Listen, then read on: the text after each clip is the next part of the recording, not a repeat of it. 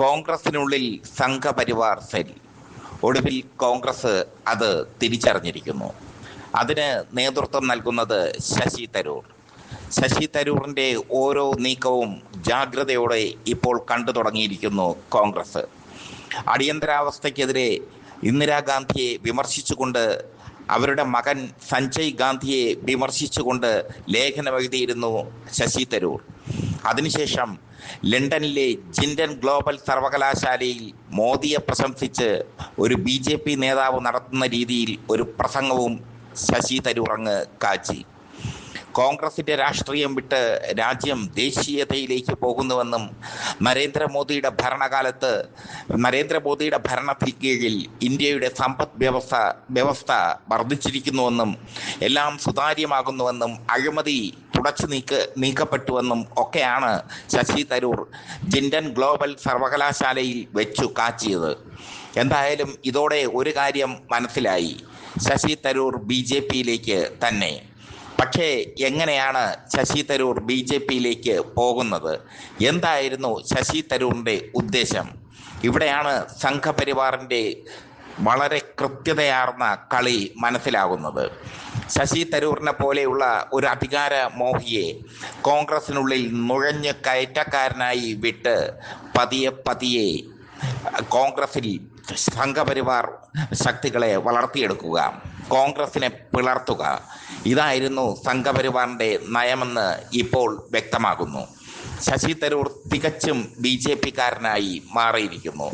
മതേതരത്വത്തിൻ്റെ വക്താവായൊക്കെ കോൺഗ്രസ് വാഴ്ത്തിയിരുന്ന ശശി തരൂർ ഇപ്പോൾ സംസാരിക്കുന്നത് ഹിന്ദുത്വത്തിന് വേണ്ടിയാണ്. എന്തായാലും തരൂറിന് പിന്നിൽ നിരവധി കോൺഗ്രസ് നേതാക്കൾ ഉണ്ടെന്ന സത്യം ഇപ്പോൾ ഹൈക്കമാൻഡ് തിരിച്ചറിഞ്ഞിരിക്കുന്നു.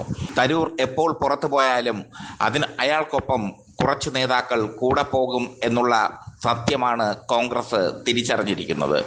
പല ഗിമിക്കുകളും തരൂർ കാട്ടുന്നുണ്ട്.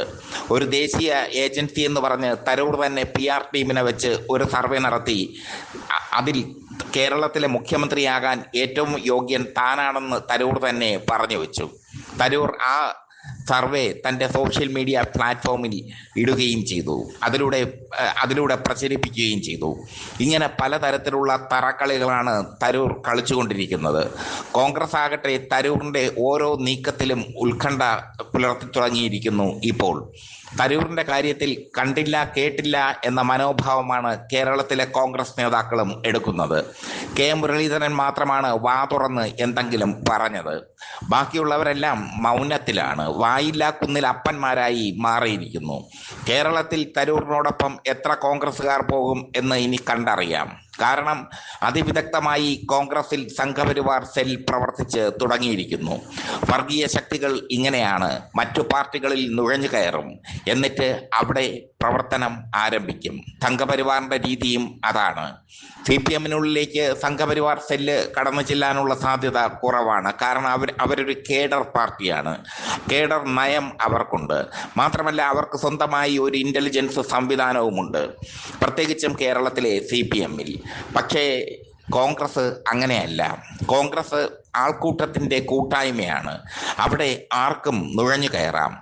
സംഘപരിവാർ സെൽ കോൺഗ്രസിൽ സജീവമായി പ്രവർത്തിക്കുന്നു എന്നതിൻ്റെ സൂചനയാണ് ശശി തരൂറിനെതിരെ മുതിർന്ന കോൺഗ്രസ് നേതാക്കൾ ഒരു അക്ഷരം പറയാത്തതിൻ്റെ രഹസ്യം. കാരണം ശശി തരൂർ പുറത്താക്കപ്പെടുന്ന നിമിഷം എത്ര പേർ അദ്ദേഹത്തിനോടൊപ്പം പോകും എന്ന് അറിയാൻ പറ്റാത്ത അവസ്ഥ. അങ്ങനെ ഒരു അപകടാവസ്ഥയിലേക്ക് കോൺഗ്രസ് എത്തിയിരിക്കുന്നു. അതാണ് ഇപ്പോൾ പൊളിറ്റിക്സ് കേരള പ്രേക്ഷകരെ അറിയിക്കുന്നത്. അപകടകരമായ രീതിയിലേക്ക് കോൺഗ്രസ് എത്തിയിരിക്കുന്നു, പ്രത്യേകിച്ചും കേരളത്തിലെ കോൺഗ്രസ് നേതാക്കളിൽ ശശി തരൂരിനോട് അനുഭാവം പുലർത്തുന്ന ഒരുപാട് പേരുണ്ട്. അവരെല്ലാം സംഘപരിവാർ സെല്ലിൽ ഉൾപ്പെട്ടവരാണ് എന്ന രഹസ്യമാണ് ഇപ്പോൾ പുറത്തു വരുന്നത്. ഇത്രയൊക്കെ മോദിയെ അതിര് കവിഞ്ഞ് സ്തുതിച്ചിട്ടും അടിയന്തരാവസ്ഥയ്ക്കെതിരെ ലേഖനം എഴുതിയിട്ടും ഇന്ദിരാഗാന്ധിയെയും സഞ്ജയ് ഗാന്ധിയെയും അധിക്ഷേപിച്ചിട്ടും കേരളത്തിലെ മുതിർന്ന കോൺഗ്രസ് നേതാക്കൾ ഒരൊറ്റ അക്ഷരം മിണ്ടിയിട്ടില്ല. ഹൈക്കമാൻഡിന്റെ ശക്തമായ നിർദ്ദേശം അവർക്ക് ലഭിച്ചു കഴിഞ്ഞു. ശശി തരൂരിനെ പുറത്താക്കേണ്ട സമയത്താണ് പുറത്താക്കേണ്ടത്. അല്ലെങ്കിൽ തരൂരിനോടൊപ്പം പോകുന്ന നേതാക്കൾ ആരൊക്കെയാണെന്ന് അറിയില്ല.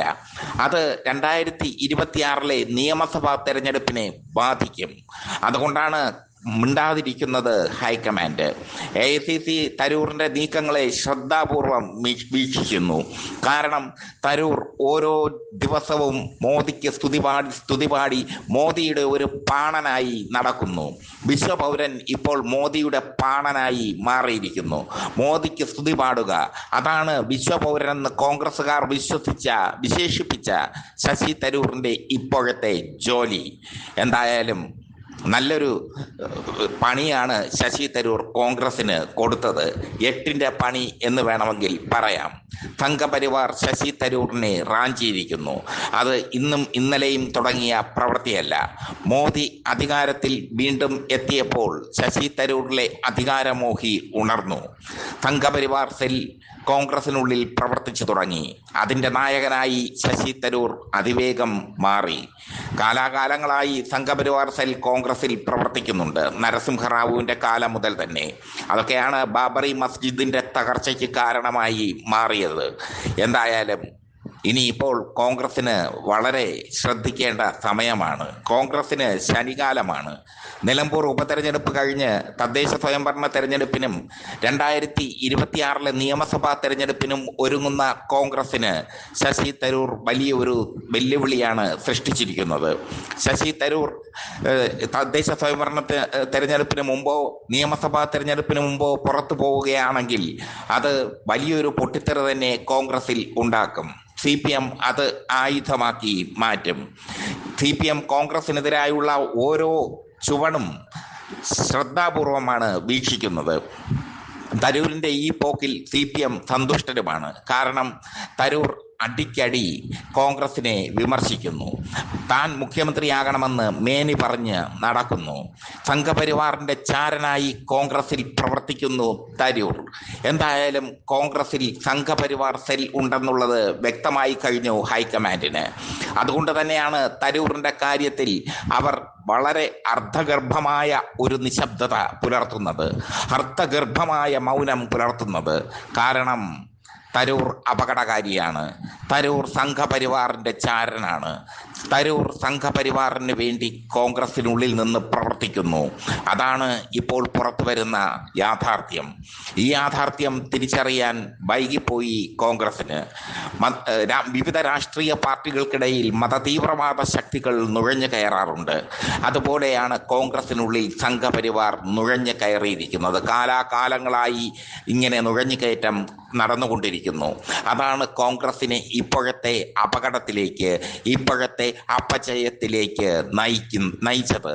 എന്തായാലും ശശി തരൂറിന്റെ കാര്യത്തിൽ കോൺഗ്രസ് എന്ത് തീരുമാനമെടുക്കും, അതാണ് ഇനി കാത്തിരുന്ന് കാണേണ്ടത്.